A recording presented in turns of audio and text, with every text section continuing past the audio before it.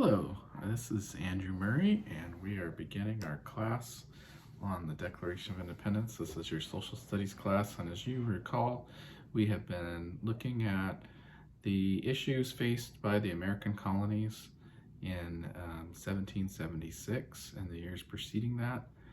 They've had many years under King George, many complications and issues have come up, and we've reached a breaking point.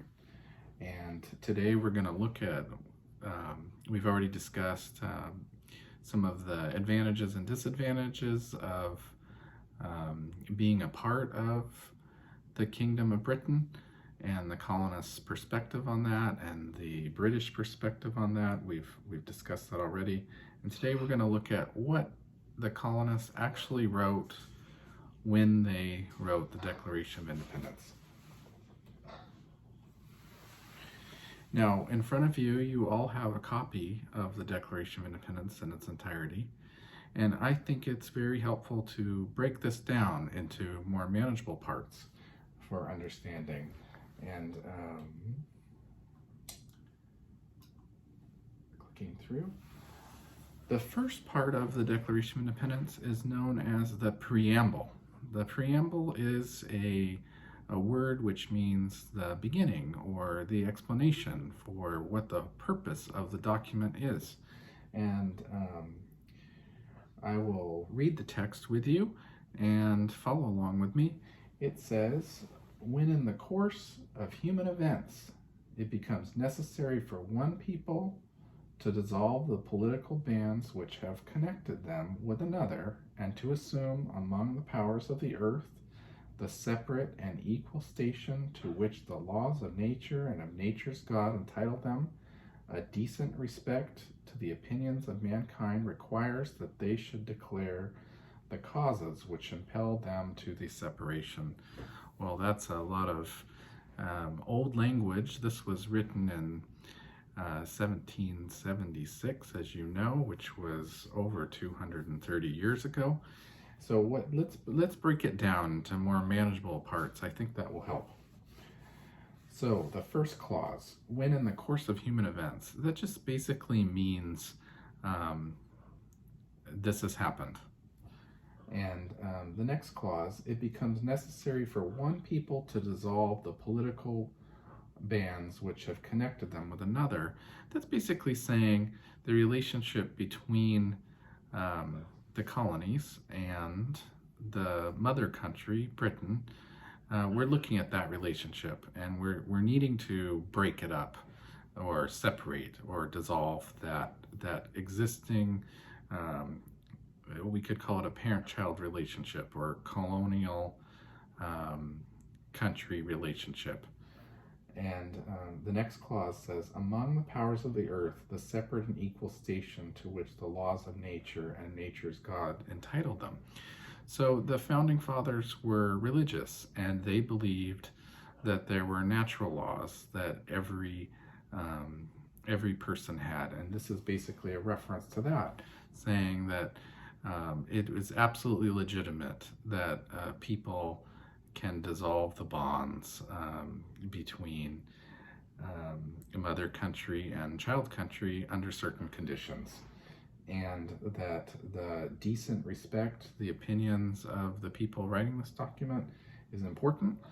And so basically this whole preamble discusses that there are reasons for the Declaration of Independence, that it's necessary to separate, that it is legitimate to declare independence, and it's an explanation to the King of England as well as the public of the colonies, the 13 colonies, and other countries in the world, that this is a legitimate act, that it's happening, and we're going to explain why in the next section.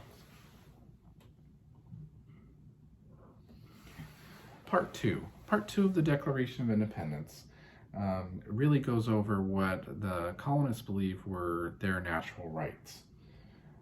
It says, we hold these truths to be self-evident, that all men are created equal, that they are endowed by their Creator with certain unalienable rights, that among these are life, liberty, and the pursuit of happiness, that to secure these rights, governments are instituted among men, deriving their just powers from the consent of the governed, that whenever any form of government becomes destructive of these ends, it is the right of the people to alter or to abolish it, and to institute new government, laying its foundation on such principles and organizing its powers in such form as to them shall seem most likely to affect their safety and happiness. This is perhaps the most well-known portion of the Declaration of Independence. The colonists are saying that they have been given by God a natural right, which is to pursue their life, liberty, and the pursuit of happiness, and that the proper role of government is to secure this. And in this case, if it is not being secured, if their right to property and pursuit of happiness and their own liberties, if that is not being protected by a government, then they have a right to question that government, to change that government, to make a new government. And that's exactly what this Declaration of Independence does. This is, many of the ideas come from John Locke, and we've discussed that before. And it leads into part 3 of the Declaration of Independence, where the document really explores basically the grievances that the colonists had with the United States. And I want you to take a look at these and write in your notes as you're reading the document, what are these grievances? I'm going to highlight a few, but I want you to be looking at the language and seeing if you can figure out what it means, and we can discuss it a bit later as a class. What exactly were these grievances? I believe there are 27 of them, so if you want to get a extra credit, you can go ahead and write 27 and try to identify each and every one of them, but I'm going to accept as full credit 10. If you can note 10 of them, that's very useful. I will give you 1, 2, 3, 4, 5, 6 right now, so you're almost all the way there.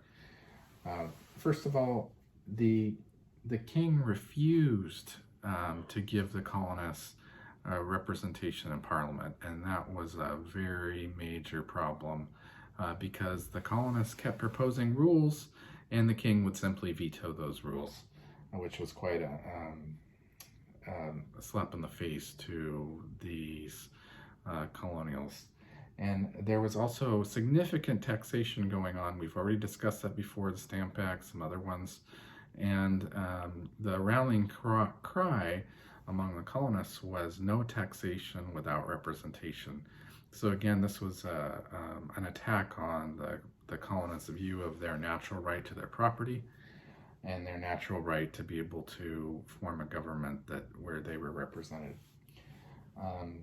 3, the colonists had to quarter troops, which meant they had to keep troops in their houses, and they had to feed these troops, and this was very expensive, and it was an invasion of their privacy, and this very much upset them. Also, these troops, the king's military, they were not necessarily subject to civil laws that were applicable to other colonists, and so if a colonist was attacked by the king's military, they would basically be able to get away with this without repercussions or punishments, and this was considered quite unjust. And lastly,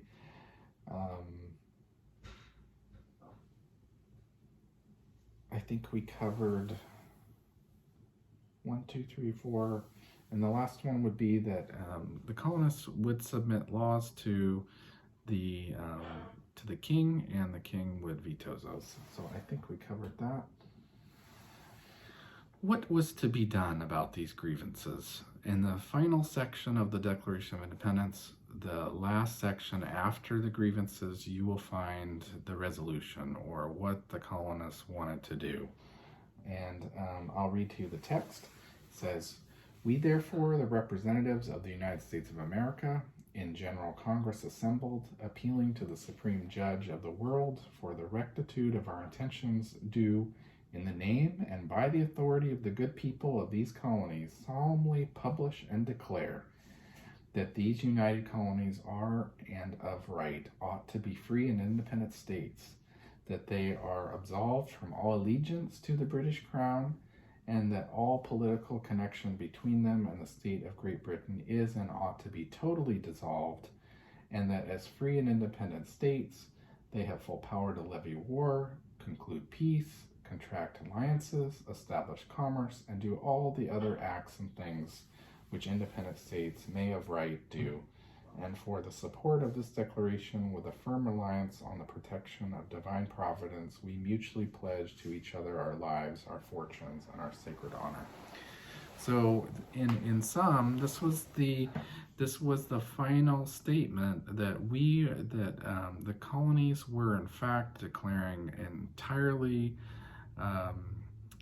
independent from the mother country, that they would assume in all the rights and responsibilities of being a sovereign nation, the ability to create alliances, the ability to levy taxes, the responsibility to